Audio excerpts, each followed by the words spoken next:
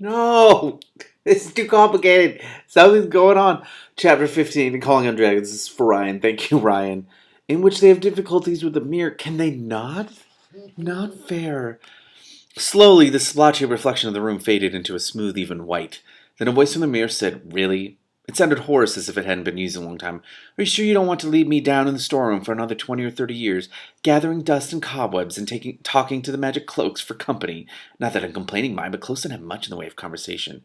"I wish to speak to Mendabar, the king of the enchanted forest," Simrine said firmly.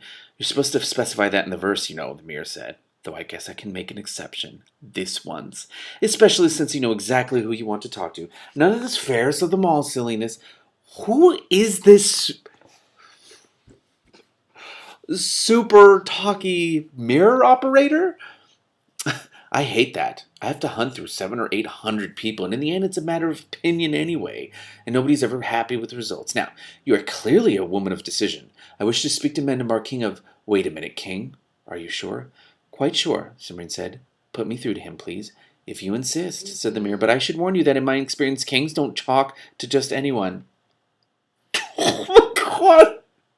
He'll talk to me. I'm his wife. "Oh, well, sorry, your majesty," said the mirror in a huffy tone. "I'll get right to it. I suppose you know that there's mud on your cheek." Before Simran could reply, the mirror filled with slowly swirling colors, and from it came the sound of someone humming a soft melody, ever so slightly off key. "Mirror," said Simran. "Mirror?" The mirror did not respond. "I think you just have to wait until it comes back," said Brandel. "Isn't there some way to make it stop humming?" said Simran. "Morwen, you know about magic mirrors." "Not enough to do that," Morwen said regretfully. It's like hold music for a mirror." Finally, the humming stopped, and the mirror cleared, but instead of the grinning face of the gargoyle in Menenbar's study, or Menenbar himself, they saw only the same milky whiteness as they had before. "I'm sorry," said the mirror. "I don't seem to be able to get through." Cimmerian and Morwen stared at the mirror for a moment, in appalled silence. Then Cimmerian said, "Can't get through? Why not?" "How should I know? I'm just a mirror." "Try again," said Morwen. "And no humming this time," Cimmerian added, but she was too late. The swirling colors and the humming were back. This time the wait seemed interminable. Cimmerian paced back and forth in front of the mirror, frowning and biting her lower lip. Finally the humming stopped and the mirror cleared. "Nope," it said. "There's nothing to communicate with. Are you sure he has a magic mirror?" "He did when we left," Cimmerian said. "Maybe someone broke it," Killer suggested. "Unlikely, but possible," Morwen told him. "Still, I think the difficulty is probably at this end."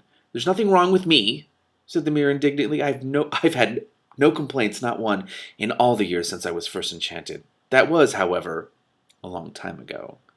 Morwen turned to Cimmerian.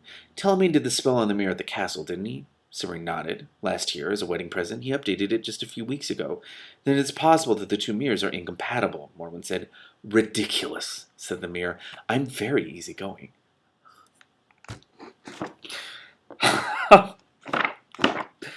"Not to go on a date, Mirror. I get along with everyone, even that dreadful woman who spied on her stepdaughter all the time. Now, that woman was incompatible with everyone. Honestly, the things she did..." "Go to sleep," Morwen said. "Phooey," said the mirror, and the milk-white surface faded back into blotchy silver. "Do you really think it's just a problem with the different spells?" Cimmerian asked doubtfully, but her expression had lightened a little already. "It doesn't happen often, but it does happen," Morwen said. "We can ask Telemain about it tomorrow morning. Maybe he'll have some suggestions." "I don't know." Cimmerian chewed gently on her lower lip. "I think you need to talk to Kazul. Killer..." "Oh, no," said the donkey. "Not me. Flying is too much work, and I haven't had any dinner yet." "He does sound like fiddlesticks," said Trouble. "I suppose I should get you something," Brandel said, without much enthusiasm. "What would you like?" Killer's eyes lit up. "Clover, with sweet flowers and slightly tart leaves, for a nicely balanced mix of flavors, and maybe a little parsley as a palate cleanser. Not the kind of parsley that crinkles up, the kind with flat leaves. That's very specific, Killer. Very, very specific." I like how he took "what would you like" not as like what do you have in the house and what would you like of that to eat, but like what I want on an existential level. "I'll see what I have," Brendel said, sounding slightly stunned. "Well, if Killer won't help, I'll have to take the laundry basket. Cimmerian said with a shrug. "Will you show me how to use it, Morwen?" "Certainly," Morwen said. "Just bear in mind that the balance is a little tricky." "It can't be any worse than the magic carpet Mendenbar and I had to ride when we were looking for Kazul," Cimmerian replied. "I'll manage. That's right, that magic carpet was awful." Morwen nodded, and she gave Simmering the short list of basket control commands. Together the two women wrestled the basket out of the window and set it hovering.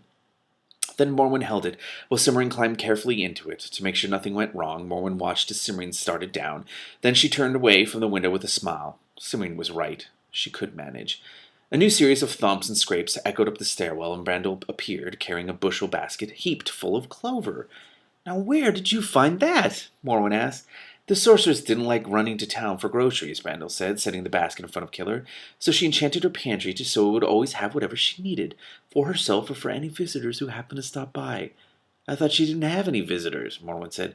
"She didn't have many. I suppose she thought having company was bad enough without having to go to shopping to feed them, too." Killer's ears stiffened, and he paused in mid-bite. "Enchanted?" he said, around a mouthful of clover. "This is more enchanted food?" No, it's the pantry that's enchanted. The food is perfectly normal," said Brandel. "Weren't you listening?" "You'll have to pardon him," Morin said. "He's trying to be cautious because he's had a bad experience. A series of bad experiences." "You're sure this is safe?" Killer said anxiously. "I'm getting tired of all these changes." "It's a little late to worry about it now," Trouble said. "You've already eaten some. I don't suppose Brandel thought to bring a saucer of cream along with all that rabbit food." "Yes, about the rest of us," Morwen said. "Oh, sorry," Brandel looked embarrassed. "I guess I'm not used to having company. What would you like?" "Let's see what you have," said Morwen, and started for the stairs. By the time Serene returned, Morwen and Brandel had laid out a substantial supper, including roast boar, baked potatoes, carrots, green beans, and tiny onions, and spring water for the people, and sardines with cream for the cats. Killer had finished his first basket of clover. The second was half gone, and he was beginning to slow down. It looked as if he might, for once, have enough to eat a meal. "That's so beautiful." "Did you have a nice chat with your dragon?" Brandel asked as Simmering pushed the laundry basket into a corner where it would be out of the way. Simmering rolled her eyes. "Kazul is not, and never has been, my dragon.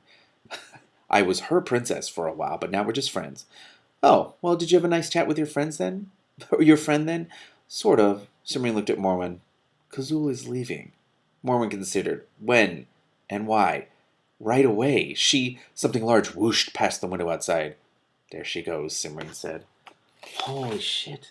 That still leaves why." Morwen pulled a chair up to the table and sat down. "You can explain over dinner." "Something smells good up here," Scorn said from the staircase, poking her black nose over the top of the last step. "Hey, Horatio, there's cream. If I don't get any, I will be very upset," said Trouble, lashing his tail for emphasis as the other two cats bounded out of the stairwell and headed for the bowls Brandel had left on the floor. Simmering smiled absently at the cats and joined Morwen at the table. Dragons aren't very patient at the best of times. And we haven't run into any wizards yet, and Kazul wasn't sure your enchanted pantry would be up to feeding dragons, so since I was worried about Mendenbar, and since Mendenbar said something about wizards in the enchanted forest when you talked to him last night, Morwen said, and since there's not much dragon food in the swamp, Killer put in, Kazul offered to go home and see what's going on. Simmering took a large helping of the roast boar and dug in with relish. "It may be just as well." Morwen took a much smaller portion of the boar and looked at it doubtfully, wondering whether her stomach was up to it. "Once we have the sword, we'll want to return to the enchanted forest immediately. Telmain won't be fit for much, for a day or so. But no, Morwen, we can't afford to sit around here for a whole day." "If you have a better idea, I'd like to hear it," said Morwen. "Besides, we haven't got the slightest idea where we're going, so rushing off won't get us there any quicker. We'll be better off if we take time to plan." "I suppose so," Simmering said, but she didn't sound happy about it. "As I was saying, by tomorrow morning I'll have some idea when Telemaine will be able to do a proper transport spell again. Without Kazul, he can take us considerably farther each time and still stay within the safety limits." Simmering swallowed a mouthful of potato. "That's good. The faster we go, the sooner we'll get the sword back to the enchanted forest." "Exactly." With some regret, Morwen set down her fork. For tonight, the best thing we can all do is rest. Brandel, will you help us with Telemaine?" "I don't need help." Telemaine said it unexpectedly from the floor in front of the fire. "I need dinner. Where are we, and why is there a cat on my chest?" "He was supposed to be making sure you stayed asleep," Morwen said, turning to give Trouble a reproving look. "It's not my fault," Trouble said. "He doesn't react right. I've never had to use that spell on a magician before. Maybe that's why." He rose and stepped carefully down from Telmaine's chest. "Are there any sardines left?" Telmaine sat up and looked at Trouble with dislike. "That animal is remarkably heavy for something that looks that skinny." "That's gratitude for you," said Trouble. "He should be glad I'm not chaos." "How are you feeling?" Serene asked Telemaine anxiously. "Squashed. said Telemaine. And may I point out that as yet no one has answered my first question. Where are we? The smoking swamp, Mormon told him. And this is Brandel. We were fortunate enough to find his tower in time to spend the night, or you'd be sleeping in mud. I appear to have done that already, Telemaine said. Oh, picking flakes of dried mud from the left shoulder of his vest. Suddenly he looked up, frowning. Spend the night? You got an unusually heavy dose of back shock when you lost control of that transportation spell, Mormon told him. You've been unconscious all day. Ridiculous, said Telemaine. I did not lose control of the transportation spell, and I'm not suffering from back shock. Telemaine, put your ego aside. Come on. Well, this certainly isn't the edge of the great southern desert, Cimmerian said, and something knocked you out for most of the day. I had to carry you, Killer said, bobbing his head up and down for emphasis. You're heavy. Morwen's eyes narrowed. If it isn't back shock, what is it? The opposite of back shock, Telemaine said. I don't believe there's a word for it. Explain. I like that's all she says. Explain, because what? Backshock occurs when the accumulated magical energy contained within an enchantment in process rebounds upon the magician casting the spell due to his inability to maintain control, Telemaine said. He's feeling better all right, said Trouble, glancing up from the sardines. Well, said Horatio. Yes, said Scorn. Sometimes he's even worse. In this instance, both the disruption of the transportation spell and the prolonged unconsciousness that followed resulted from an expropriation of magical energy as a result of the partial absorption of my enchantment in process by a similar but much more extensive enchantment. So there's another spell that absorbed it? How? What? Said Brandel. You're sure, Marvin said, frowning. Positive, said Telemaine.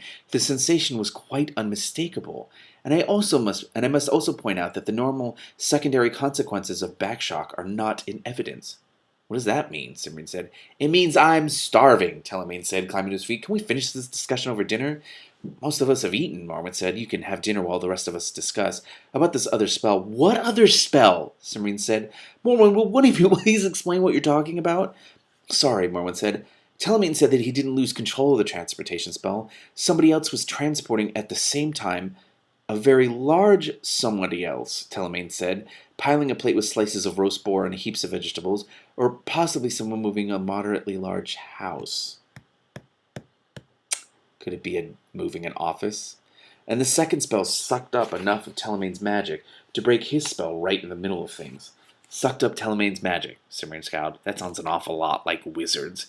Aren't you jumping to conclusions, Brandel said. I know wizards have a bad reputation, but they aren't thieves. They took Mendenbar's sword, and they've been stealing magic on a small scale for years, Morwen said. Just ask the dragons. But if it was wizards, where were they going?